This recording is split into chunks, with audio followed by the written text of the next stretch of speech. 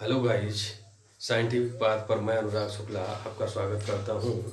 आज हम नया टॉपिक लेकर के आए हैं आपके लिए, जिसका टाइटल है बेसिक यूनिट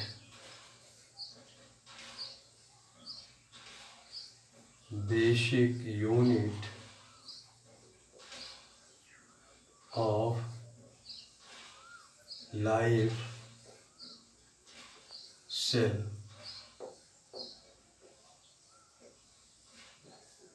जीवन की आधारभूत संरचना कोशिका।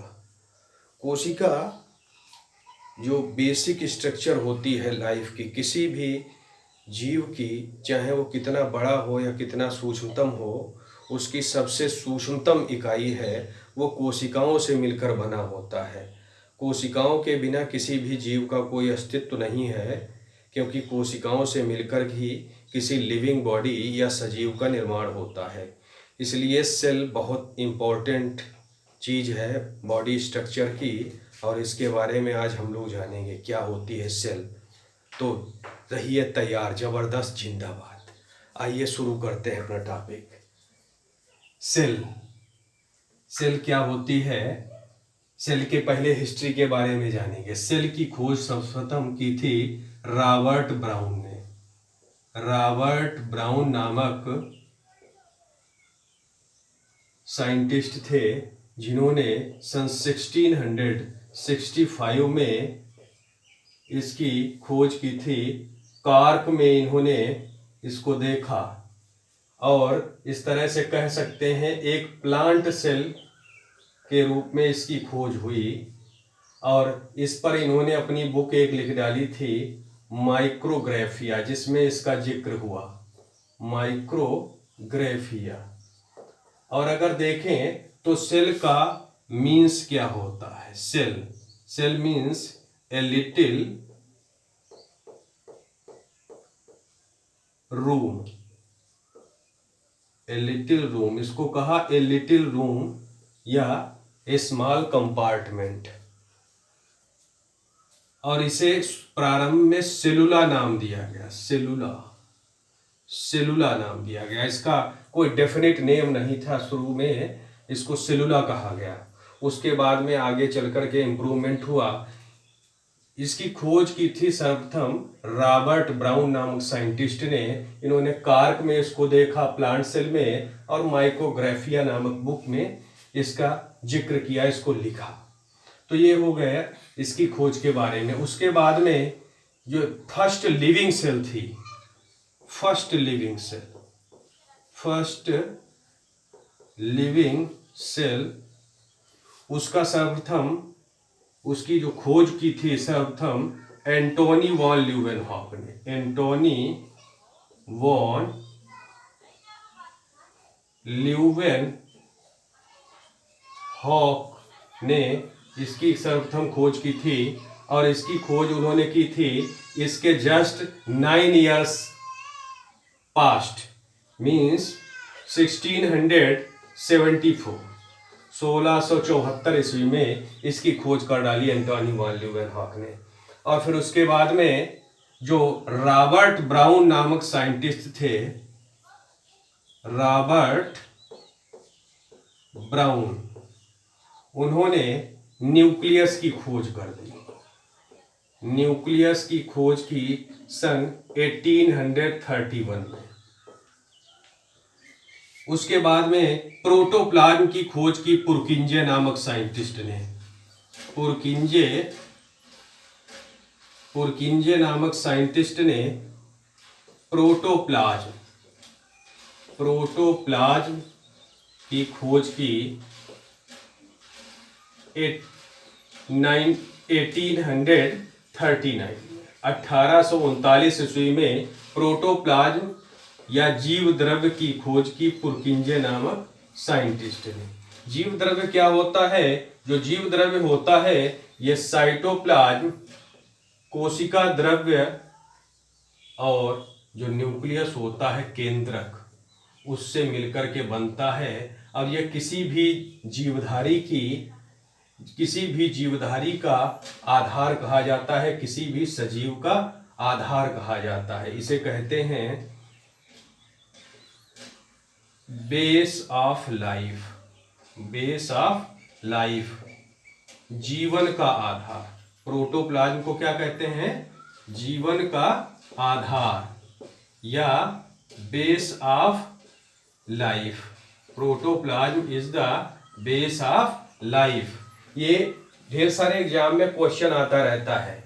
Protoplasm is called as the base of life. और जो सेल है वो बेसिक यूनिट ऑफ लाइफ है। जिस प्रकार से किसी बिल्डिंग या इमारत का निर्माण विभिन्न प्रकार की ईंटों को चुन चुन करके किया जाता है और एक बड़ी इमारत तैयार होती है, उसी प्रकार से किसी जीवधारी या लिविंग बॉडी का निर्माण जो है सबसे सूक्ष्मतम इकाई कोशिकाओं से मिलकर के होता है। ये उसकी फाउंडेशन का काम करती हैं, उसकी माइक्रो यूनिट का काम करती हैं, सबसे सूक्ष्मतम इकाई का काम करती हैं। बिना कोशिका के किसी भी जीवधारी के अस्तित्व की कल्पना करना असंभव है। It is impossible to imagine about the survival of any living structure without cell.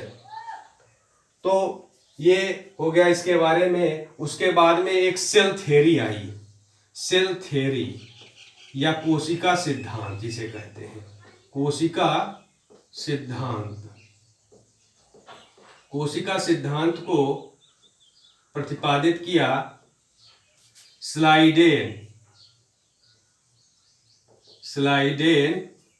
1838 और स्वान 1839। 1838 में स्लाइडेन और 1839 में स्वान ने मिलकर के इसे सेल थ्योरी को प्रपोज किया या कोशिका सिद्धांत को प्रतिपादित किया। इस प्रकार से ये इसकी हिस्ट्री की बात हो कि कोशिका सिद्धांत क्या था। कोशिका सिद्धांत में इन्होंने बताया कि जो नई कोशिकाओं की उत्पत्ति है वो पुरानी कोशिकाओं से होती है और प्रत्येक कोशिका जो होती है वो जीवन की कार्यात्मक एवं संरचनात्मक इकाई होती है। यह एक पत्थर का मील था सेल थ्योरी। इसके बारे में हम लोग आगे जानेंगे डिटेल में। तो आइए, ये हो गया इसकी हिस्ट्री। अब कोशिका के बारे में जानते हैं, कोशिका क्या होती है और जो इसका जो फीचर्स होते हैं, एक बेसिक स्ट्रक्चर होती है सेल की, उसके बारे में जानते हैं। तो जो सेल होती है ये मेनली इस प्रकार से बनी होती है। बाहर इसकी 2 लेयर्ड स्ट्रक्चर होती है जिसे प्रोटेक्टिव कवरिंग कहते हैं। प्रोटेक्टिव लेयर या प्रोटेक्टिव कवरिंग कहते हैं। ये 2 परतों से मिलकर बनती है। इस स्ट्रक्चर को कहा जाता है प्लाज्मा मेम्ब्रेन। प्लाज्मा मेम्ब्रेन या कोशिका कला या प्लाज्मा कला इसे कहते हैं। जो बाहर 2 स्तर की बनी होती है, दोनों स्तर लिपिड और प्रोटीन से मिलकर के बनते हैं। ये 2 स्तरीय परत पाई जाती है किसी भी सजीव कोशिका में जो इसकी रक्षा करने का काम करती है और प्रत्येक कोशिका में प्लाज्मा मेम्ब्रेन अवश्य रूप में पाई जाती है। दूसरा, इसके अंदर जेनेटिक मटेरियल पाया जाता है। जेनेटिक मटेरियल या आनुवांशिक पदार्थ, जेनेटिक मटेरियल, ये डीएनए हो सकता है या आरएनए हो सकता है या न्यूक्लियस के फॉर्म में हो सकता है। और इसके अतिरिक्त जो तीसरा जो फीचर होता है, इसका मुख्य लक्षण होता है, उसके रूप में इसमें एक फ्लूइड, जेली लाइक फ्लूइड पाया जाता है, तरल पदार्थ पाया जाता है, जेली सदृश, जेली जैसा, और इसको कहते हैं साइटोप्लाज्म या कोशिका द्रव्य। कोशिका द्रव्य या साइटोप्लाज्म, ये 3 जो होते हैं ये मस्ट होते हैं, ये अवश्य ही प्रत्येक कोशिका में पाए जाते हैं।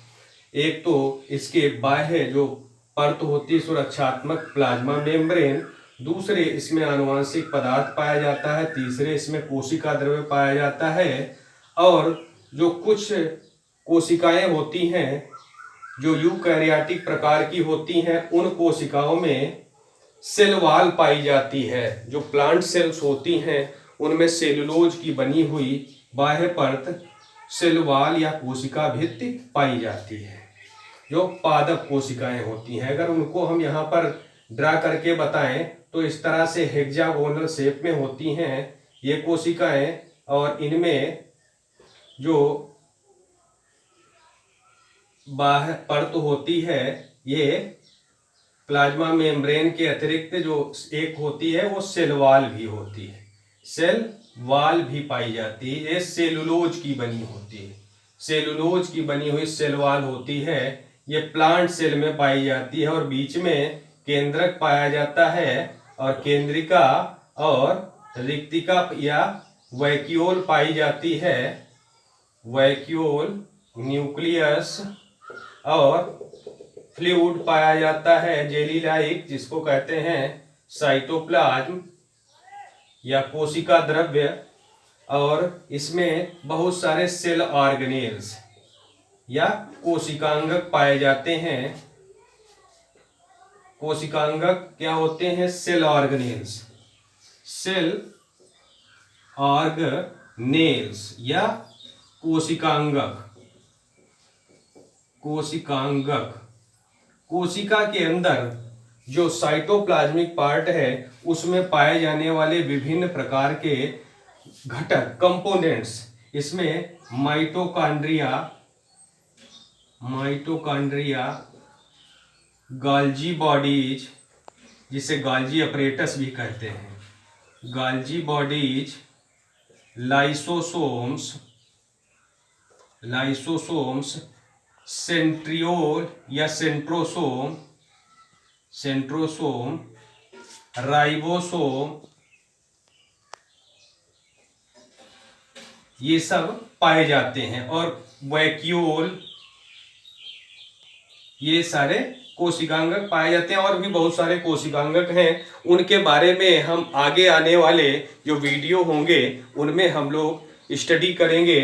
तब तक यहाँ पर यही समझते हैं कि ये कौन कौन से मुख्य पार्ट हैं इसके। जो 3 पार्ट हैं, एक प्लाज्मा मेम्ब्रेन, दूसरी जो जेनेटिक मटेरियल पाया जाता है जिसे हम डीएनए कह सकते हैं, और तीसरा साइटोप्लाज्म। ये 3 इसके फंडामेंटल फीचर हैं, आधारभूत लक्षण हैं। इसके 3 फंडामेंटल फीचर हैं। ये फंडामेंटल बेसिक फीचर है, फंडामेंटल बेसिक फीचर हैं, आधारभूत लक्षण हैं, जो इसमें हर एक कोशिका में, एवरी लिविंग सेल में पाए जाते हैं। और जो प्रत्येक कोशिका है उसमें प्लाज्मा मेम्ब्रेन पाई जाती है, डीएनए और साइटोप्लाज्म। और साइटोप्लाज्म के अंदर जो यूकैरियोटिक सेल होती हैं उनमें सेल ऑर्गेनेल्स सुव्यवस्थित पाए जाते हैं, और प्रोकैरियोटिक सेल में सेल ऑर्गेनेल्स वेल डेवलप्ड नहीं पाए जाते हैं। इसके अतिरिक्त हम जानेंगे प्रोकैरियोटिक और यूकैरियोटिक सेल क्या होती हैं।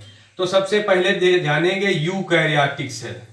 यूकैरियोटिक सेल, ये 2 प्रकार की कोशिकाएं होती हैं। एक ओरिजिन के बेसिस पर 2 प्रकार की सेल को हम कह सकते हैं, यूकैरियोटिक सेल, और दूसरी प्रोकैरियोटिक सेल। Prokaryotic cell. तो यूकैरियोटिक सेल जो होती हैं, ये शब्द जो है यू प्लस कैरियन से मिलकर बना है। यू प्लस कैरियन, ये लैटिन टर्म है। यू मीन्स होता है ट्रू और कैरियन मीन्स होता है न्यूक्लियस, जिनमें सत्य प्रकार का केंद्रक और कोशिकांगक पाए जाते हैं, सेल ऑर्गेनेल्स पाए जाते हैं, सेल ऑर्गेनेल्स पाए जाते हैं। इससे स्पष्ट होता है जिनमें सत्य प्रकार का केंद्रक और अन्य कोशिकांगक सुव्यवस्थित रूप से पाए जाते हैं, ऐसी कोशिकाओं को हम कहते हैं यूकैरियोटिक सेल। ये एडवांस टाइप की सेल होती हैं, एडवांस सेल्स होती हैं, और इनकी जो स्ट्रक्चर होती है वो कॉम्प्लेक्स स्ट्रक्चर होती है। कॉम्प्लेक्स स्ट्रक्चर होती है, ये आगे चलकर जो परिवर्तित होकर बनी हुई कोशिकाएं हैं उन्हें हम कहते हैं यूकैरियोटिक सेल, और ये मल्टी सेलुलर ऑर्गेनिज्म में पाई जाती है। किसमें पाई जाती है? मल्टी सेलुलर ऑर्गेनिज्म में ये पाई जाती हैं यूकैरियोटिक सेल्स। जितने भी मैमल्स हैं या बहुकोशिकीय जंतु हैं उनमें ये कोशिकाएं पाई जाती हैं। उसके बाद में प्रोकैरियोटिक सेल्स जो होती हैं वो उसके बारे में जानेंगे। ये बना है प्रो प्लस कैरियन, इन दो शब्दों से मिलकर के ये प्रोकैरियोटिक वर्ड बना है। प्रो मीन्स होता है लेस डेवलप या अल्प विकसित, इसको कहते हैं हिंदी में अल्प विकसित, कम विकसित। और कैरियन मीन्स पीछे हम लोगों ने जाना है इसके बारे में, न्यूक्लियस केंद्रक। तो जिनमें अल्प विकसित या कम विकसित प्रकार का केंद्रक पाया जाता है उसे हम प्रोकैरियोटिक सेल्स कहते हैं। और इस प्रकार की जो सेल होती है प्रोकैरियोटिक प्रकार की, ये यूनिसेलुलर ऑर्गेनिज्म या एक कोशिकीय प्रकार के जीवों में पाई जाती हैं। किसमें पाई जाती हैं? यूनिसेलुलर ऑर्गेनिज्म में इस प्रकार की सेल्स पाई जाती हैं।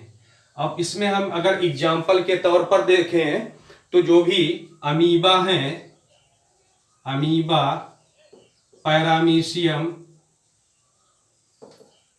बैक्टीरिया, इनमें सब में ये यूनिसेलुलर ऑर्गेनिज्म है, एक कोशिकीय जीव है जिनका निर्माण एक कोशिका से हुआ है। और ये इनमें प्रोकैरियोटिक सेल पाई जाती हैं, अल्प विकसित प्रकार की कोशिका इनमें पाई जाती है। तो ये आज का हमारा टॉपिक हो गया सेल बेसिक स्ट्रक्चर या बेसिक यूनिट ऑफ लाइफ पर बात हो गई। तो बताइएगा कैसा लगा, और जो चीज़ समझ में ना आई हो उसे हम आगे क्लियर करेंगे।